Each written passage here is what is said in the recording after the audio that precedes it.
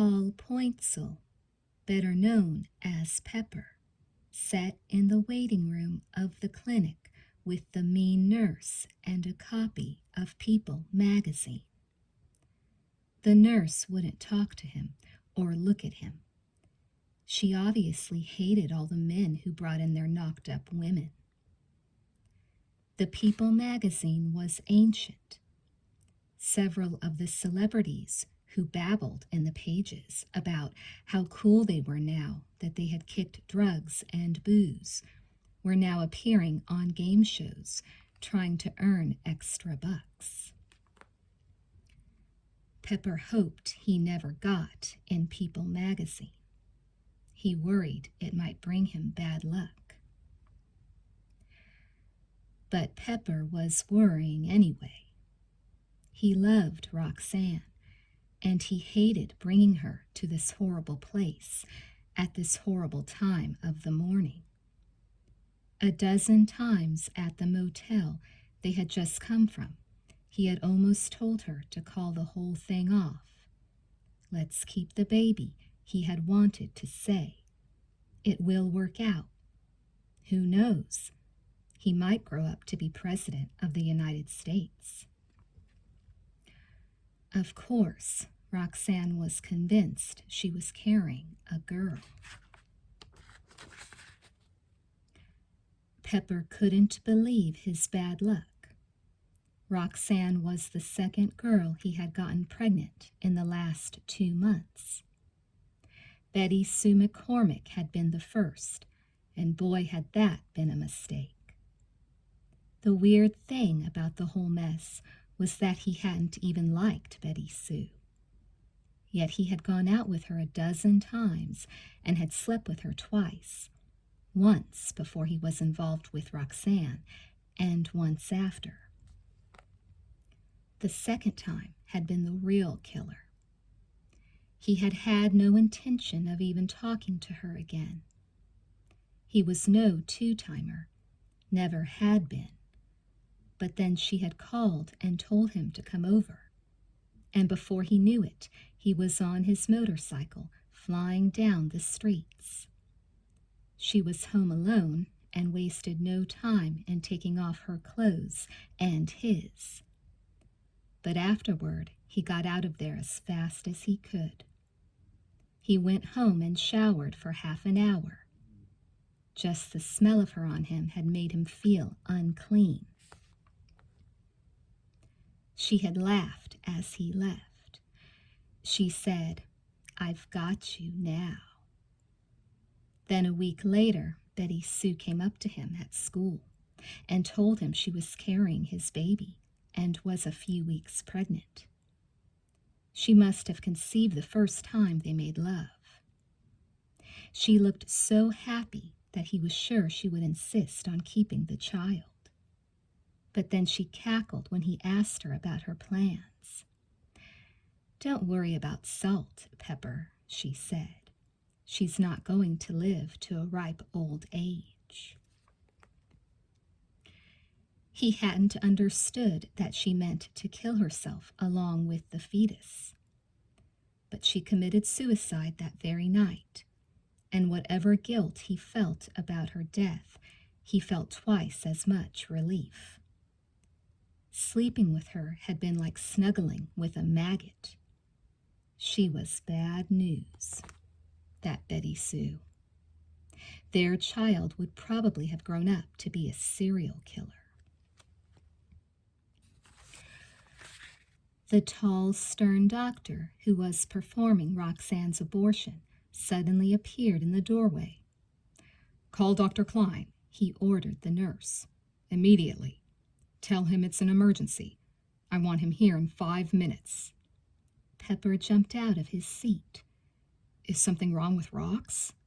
The doctor threw him a weary look. "There are complications. Wait here. We'll take care of it." The strength went out of Pepper's legs, and he had to sit down. The People magazine fell off his lap and onto the floor.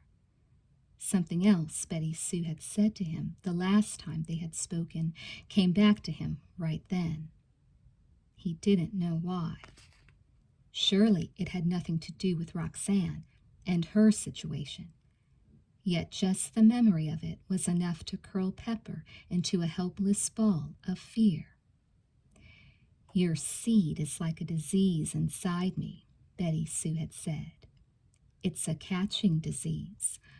I might cough and give it to someone else. I might do that on purpose. I'm sure whoever catches it next will die." "Please, God," he whispered. He thought if Roxanne died, he would die with her. She meant that much to him. He never knew how right he was.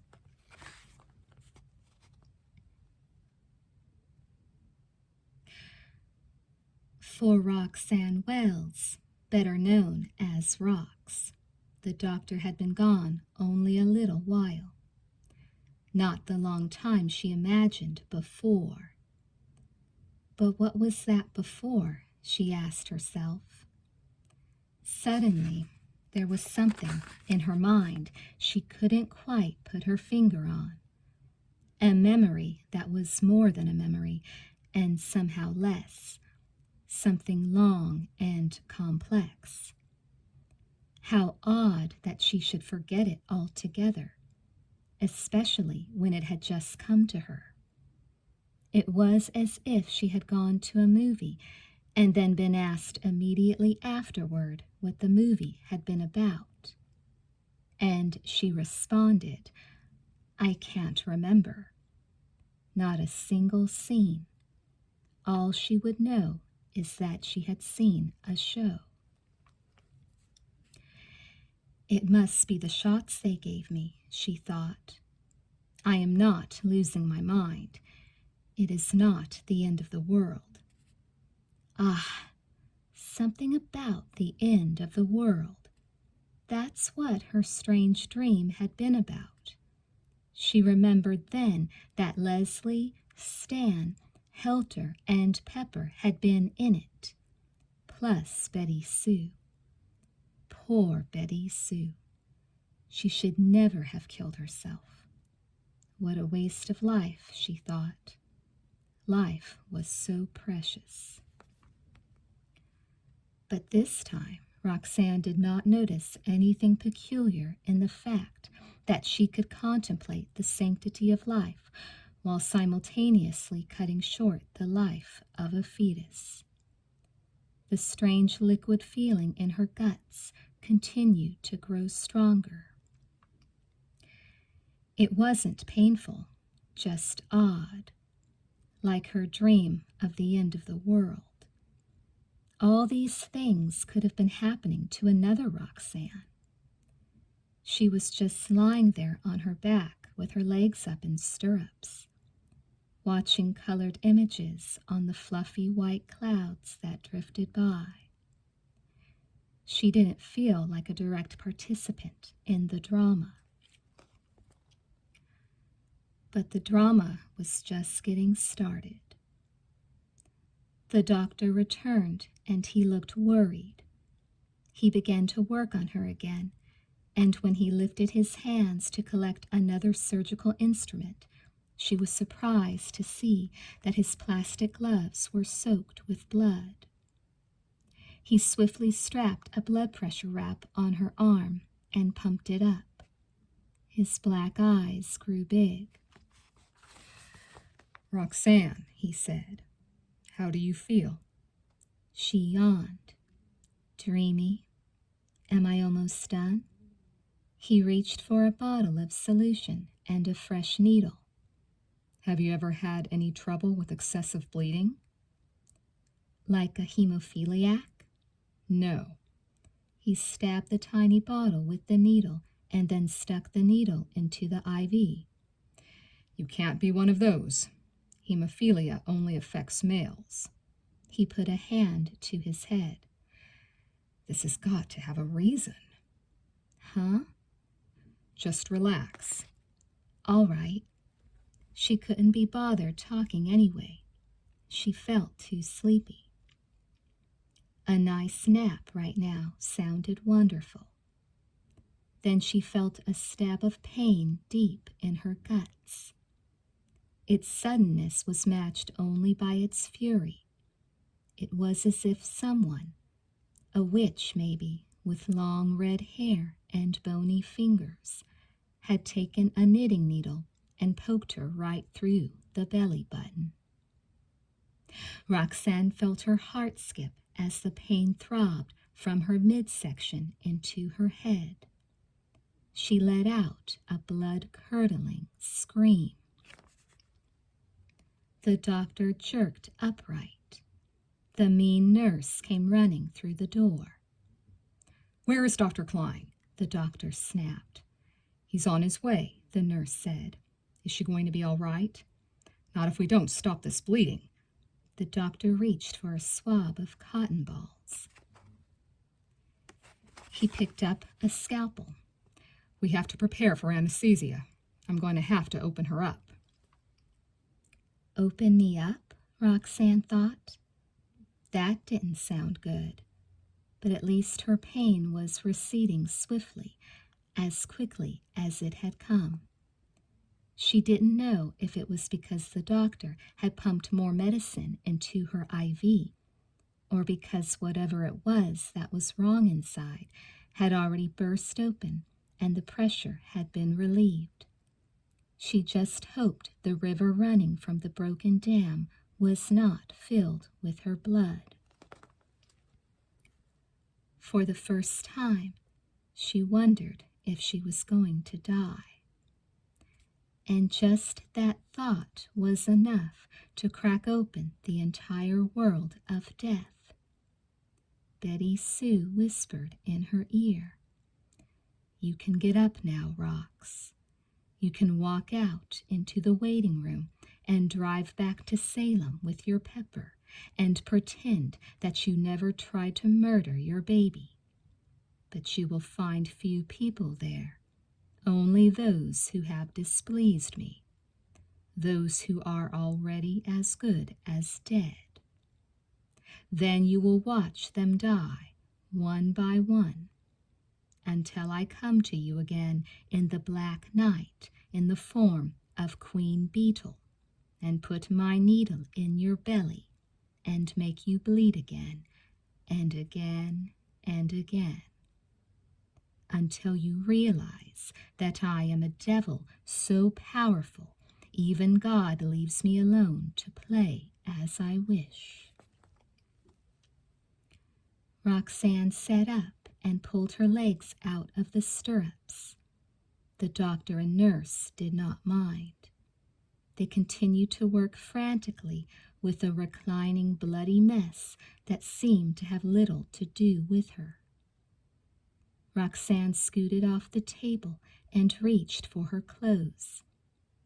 Her green medical gown was filthy with dark stains, and she was happy to be rid of it. Once dressed in her own clothes, she felt much better. She stood up and walked out of the room without even a glance back. But she thought she heard the doctor saying something to the nurse like, "We're losing her." She didn't care. She was remembering what had happened the last time she had changed her mind about having the abortion. Suddenly she remembered the whole story. She had written it all down, after all, and never mind what that bitch Betty Sue thought. Pepper was sitting huddled over in his chair when she opened the door to the waiting room. He was crying, and at first she thought he was upset about a story he had read in the People magazine that was lying at his feet. But then she realized that Pepper never cried, not unless... It was then she understood that he was crying about her. Roxanne whirled around and looked down the hall, back the way she had come. Off to her left, she could see the doorway that led to the operating table, where she knew the doctor and the nurse continued to work frantically on her. But straight down the hall, near the end, the walls had begun to elongate, stretching the hall into what could have been a pathway into infinity. The way vanished into an awesome blackness. She glanced back and forth between her weeping boyfriend and the unknown void, and it would have been easy to step into the waiting room and take Pepper's hand and return to Salem. But she knew Salem would not be there, at least not as a city filled with people. If she chose that route, she would once more step back into Betty Sue's wicked reality. Yet there was nothing in the void that drew her. In fact, its sheer awesomeness frightened her. She wavered at the doorway, uncertain. Something Betty Sue said came back to her right then. Words in Betty Sue's bedroom at the end of the story. That is the difference between you and me. You had only one story to tell. I have millions. Betty Sue would just torture the 5 of them all over again, Roxanne thought. The witch would mix up the plot, and the suffering would come at them from different and unexpected directions. It was a hopeless path to go to Pepper, she saw, much as she wanted to. Yet she desperately needed to talk to him, just once more, if only to say goodbye. But she knew she couldn't without great risk. She knew if she so much as stepped into the waiting room, as she had done before, they would both be caught in Betty Sue's web. There was nothing to be done, and it was so terribly sad. "Goodbye, my love," she whispered to him. She had said too many goodbyes for one day. Her heart heavy, she turned and walked back down the hallway. She scarcely paused as she passed the operating room. The doctor had exhausted all his skills. The nurse was calling out the poor girl's blood pressure readings. The numbers were sinking fast. Blood soaked the floor in dark puddles.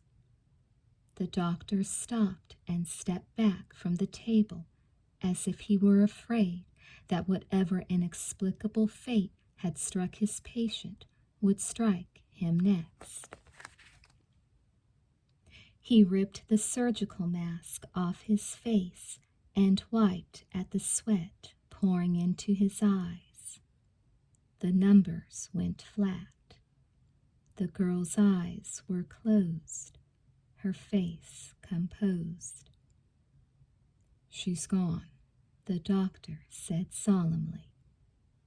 "I am going," Roxanne said. She walked forward, and the first steps were the hardest. She thought of all the things she was leaving behind and was almost tempted to retreat, to go around the circle one more time with Pepper and her friends, even if it meant unimaginable suffering. But then suddenly, unexpectedly, the darkness softened.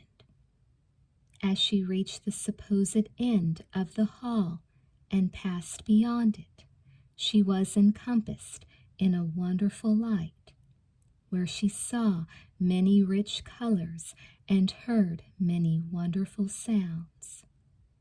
sounds that had nothing to do with the hymn that Betty Sue had sung to catch her unfortunate butterflies. In that moment, Roxanne felt as if she had stepped into the center of all things, where the light of the stars shone bright, and the ending of every story was joyful.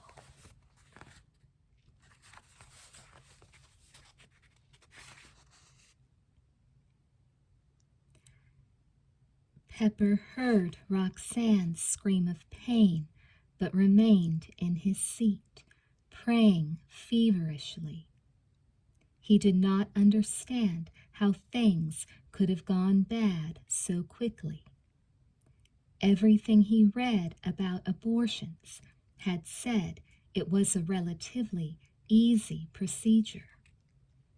Once more, he cursed himself for putting Roxanne through such torment. He swore when he got her out of there, he would make it up to her if it took him the rest of his life. He was very serious about her. From the first night they had gone out, he had thought she would one day be his wife. Several minutes crept by. They could have been hours. Then Pepper thought he heard Roxanne's voice. Even more strange, as he glanced up, he thought he saw her standing in the doorway that led back to the operating rooms. But it couldn't have been her because he could see right through her. When he blinked, she was gone. Yet the sound of her voice hung softly in the air, so soft that he heard it in his heart and not with his ears. A whisper of love, a whispered goodbye. "Rox," he called. "Goodbye, my love. Be wary of the witch."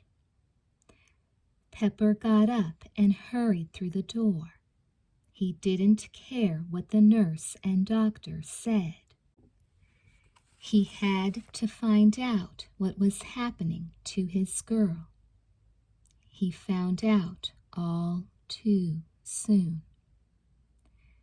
She rested on the operating table, her legs down from the stirrups, her lower body covered with white towels that slowly turned dark red as he looked on.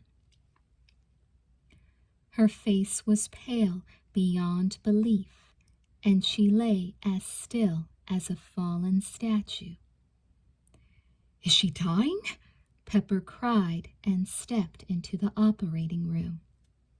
The doctor looked over at the nurse. "What is he doing here?" "Come on, son," the nurse said, taking him by the arm. "You cannot be in here. The doctor is working." Pepper shook her off and stepped forward. The doctor wasn't working anymore. He had already given up. He was covering Roxanne's face with a sheet now. Pepper reached out and stopped him. He touched her red hair, the side of her cold face. She lay on her back with her eyes closed. Pepper leaned over and listened at her lips for the faintest sound of breath. But he couldn't even catch a whisper of life. "Oh, baby," he moaned, and put his arms around her and hugged her and kissed her. But she didn't stir. "Oh, Rox, what have I done to you?" The doctor put his hand on Pepper's shoulder. "I'm sorry, son," he said with feeling. "I don't know what happened. She just started bleeding, and I couldn't stop it. I've never seen anything like it." Pepper stood up straight and looked at the man. She wanted to keep the baby, you know. I talked her out of it. The doctor nodded. I understand how that must make you feel, but you couldn't have known this would happen. Pepper thought of Betty Sue, how she had also died after being with him. An unseen curse was at work here, he thought. It would come for him next. He only prayed it didn't wait long. He deserved to die. He glanced one last time at Roxanne. She had been the best thing that had ever happened to him. Yes, I should have known, Pepper said. Pepper walked out of the operating room and left the clinic. He got in Roxanne's car and drove home. It was early, still pretty dark. He drove fast and didn't see anyone on the highway until sunrise, when he spotted a hitchhiker standing beside the road in the middle of the desert. It was a young woman with long red hair and a black cape that reached to her feet. He didn't want to stop for her. The loss of Roxanne lay heavy on his heart, like a mountain of frozen lead. But the girl was alone, and he feared she could be in danger once the sun was in the sky and the temperature rose. He pulled the car over to the side of the road. He watched as she collected a black bag at her feet and slowly walked toward him. "Can I have a ride?" she asked, leaning in the open passenger side window. She was attractive. Her red hair shone like a torch, and her green eyes danced as she spoke. It was funny, he thought. She even looked familiar, although he was sure he had never seen her before. He would have remembered someone like her. She smiled a mouthful of white teeth. "Please?" "Sure." He leaned over and opened the door for her. She climbed in and set her black bag on the car floor between her black boots. "Where are you heading?" he asked. "Salem," she said. He put the car in gear and they rolled forward. "That's where I'm from. I can give you a ride there if you'd like." "Oh, I'd like that very much." "How did you happen to be out here in the middle of nowhere? Did your car break down?" "No," she giggled. "It caught fire. I was barely able to get out alive." "That's a shame." He fought back a spasm of grief. He was not going to cry in front of a complete stranger. It was going to be hard having company right now. He forced himself to offer his hand, and he had to fight to keep it from shaking. "My name's Pepper." She squeezed his hand. Her touch was cool and slimy. He assumed she had recently rubbed some kind of lotion on her skin. "I'm Beetle," she said. He took his hand back quickly. "Is that a first name or last?" Not that he cared. She grinned. "It's both." She opened her black bag and began to take out an assortment of odds and ends. She laid them on her lap. A cigarette, 2 bullet shells, an open razor, and a stainless steel fork. Pepper followed her actions out of the corner of his eye. She picked up the fork and played with the metal prongs with the tips of her fingers. "You know," she said, "I appreciate your giving me this ride. I'd like to make it up to you somehow." She paused and stretched her body into a more upright position. "Could I cook you dinner tonight?" Pepper shook his head. He knew he wouldn't be eating today, or tomorrow for that matter. He couldn't imagine doing anything for the rest of his life except thinking about Roxanne. What was he going to tell her father? "I'm sorry," he said. "I'm busy." She nodded, then smiled, as if he had said yes instead of no. Then she reached over and poked him in the side with her fork. It hurt, and he jerked the wheel and almost sent the car off the road. "Hey," he said, "stop that." "I'm sorry," she said sincerely. Then she was silent for a moment before saying, "Are you sure I can't talk you into it?" He wished he hadn't picked her up. "I am quite sure." She smiled again, unconcerned. Once more he was struck by how familiar she looked. That brilliant red hair. There was something he was missing here. He was confident in time he would remember where he had seen her before. He watched as she picked up her things and put them back in her black bag. "And I'm quite sure I will change your mind," she said sweetly. They drove toward Salem.